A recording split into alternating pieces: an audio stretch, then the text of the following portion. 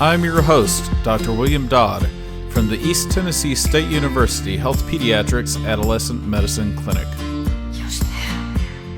This podcast is not intended to provide medical advice. If you or a loved one are working through medical problems related to today's topic, please consult a personal physician. I have no conflicts of interest to disclose. Today we'll be talking about some mental health resources for adolescents and those who serve adolescents.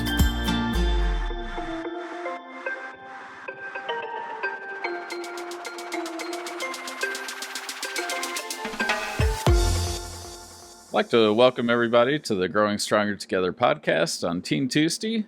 Today it's my pleasure to welcome Dr. Shukla, one of our excellent pediatric residents here at ETSU Health Pediatrics.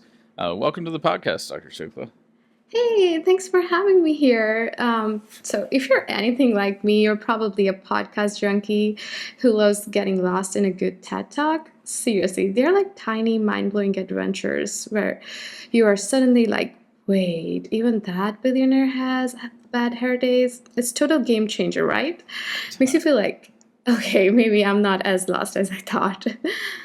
So today I we love are... a good podcast. Oh, yeah, me too. I always listen to podcasts on my ride to work. So today we are bringing those good vibes to our chat.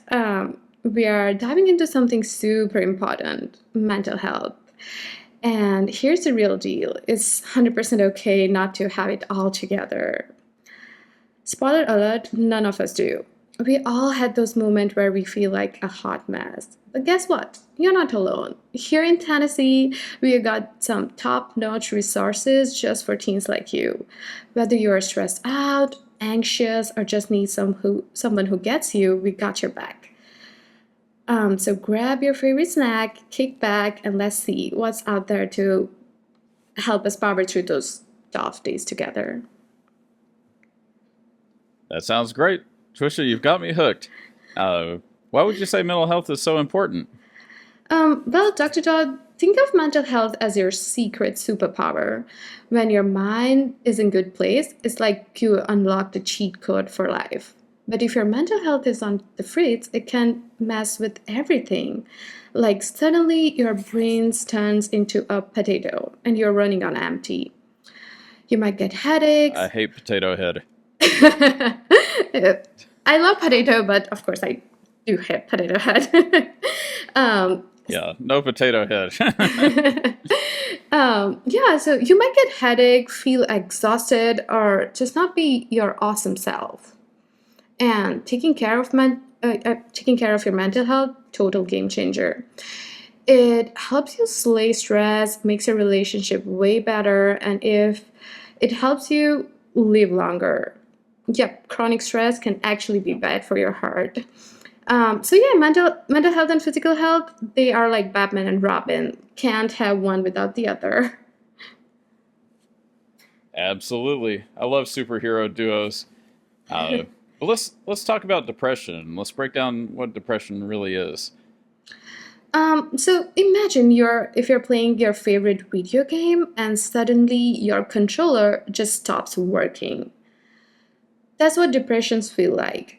It's not just about feeling sad. It's like all your energy, motivation, and joy got zapped away. Depression can make you feel like you're stuck in a never-ending loading screen. And getting out of the bed feels like trying to beat a level on a super hard mode. Here's the kicker. Sounds terrible. I know. The CDC says that in 2023, about 40% of teens reported feeling stuck in that sadness loop. It was a little bit down from 42% in 2021, but still way up from 30% in 2013. And for LGBTQ plus teens, it's even tougher. 65% reported feeling this way compared to 31% of their peers. And these numbers, they're like... huge number. Yes, they're like a big neon sign saying, hey, this is serious. Basically, 4 in 10 teens are struggling, and it could be your best friend, your lab partner, or even you. I mean, that's a huge percentage of adolescents and, our patient population. Uh, and, I like to point out that feeling this way is not a sign of weakness. Mhm. It's an aspect of health, just like physical health, and it is always okay to ask for help. Uh, Trisha, what do you feel like are some signs that somebody might be dealing with depression? Well, that's a great question. So here's are some signs to watch out for. So first one will be feeling like a sad potato, just empty or down most of the time. Losing interest in stuff you used to love, like your favorite game or hanging out with friends. Eating everything inside or losing your appetite entirely. Struggling to sleep or wanting to sleep all day. Feeling super tired even after a full night's sleep. Feeling like you're not good enough or guilty for no real reason. Having trouble focusing, making decision, or even remembering simple things. Thinking about death or suicide. I feel like that's the worst one. Mhm. So if you're nodding along to any of these, it's time to hit pause and talk to someone you trust. Whether it's a friend, family member, teacher, or healthcare professional, you don't have to go through this alone. And hey, depression doesn't always look like what you'd expect.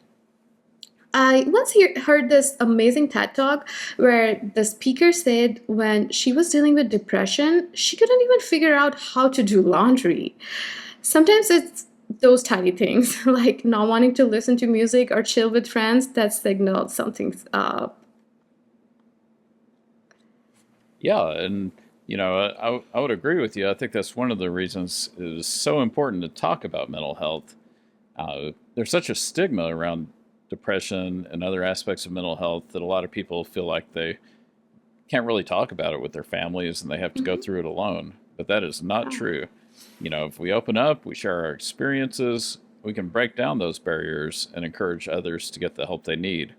Uh, and there's some tips for trying to take care of your mental health. Number one, you can talk about your feelings and just letting loose and talking about what's going on inside your head really Yeah. has a beneficial effect. You can talk to somebody who can help you process your emotions. I think as a human being, we all go through similar stresses a lot of times, and sometimes it takes a parent or family member to remind you that you're not alone, that they've been through something similar, and that can be a wonderful thing. Uh, Staying active, Mhm. moving your body can boost your mood. It could be a dance off, or a walk outside, or a run. There's ample evidence that physical activity and exercise has just as much effect on a variety of mental health conditions as the medicines we use to treat them. So I always recommend to my patients, whether it's ADHD or depression or Mhm. anxiety uh, or a variety of physical health conditions, that physical activity is so important for our health. Uh, Eating well, so eating Yeah. vegetables, uh, taking time to cook and eat a balanced diet, that can make a huge difference in how we feel. There's a lot of evidence behind uh, eating more vegetables and kind of even some vegetarian diet on mental health. Mhm. Taking breaks, so taking time Yeah. for ourselves and setting aside time for ourselves, essential aspect of mental health. You can watch a show, pick up a hobby, just take some time, read a book. Breaks are essential for our mental health. And finally, we need to stay connected to other people and keep in touch with our friends and family. A good laugh with a friend can work wonders on mood.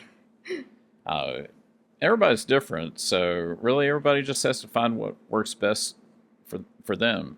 And it's always okay to mix it up and try new things. Uh, and sometimes when we're looking at some of the medical interventions we do, they even touch on these topics. And like for example, therapy. Uh-huh. Uh, can help people talk about their feelings in a environment where they don't have pre-existing stresses or really feel that they can open up with somebody. Uh, so it's always okay to open up and uh, talk to family and friends and uh, kind of build some common ground.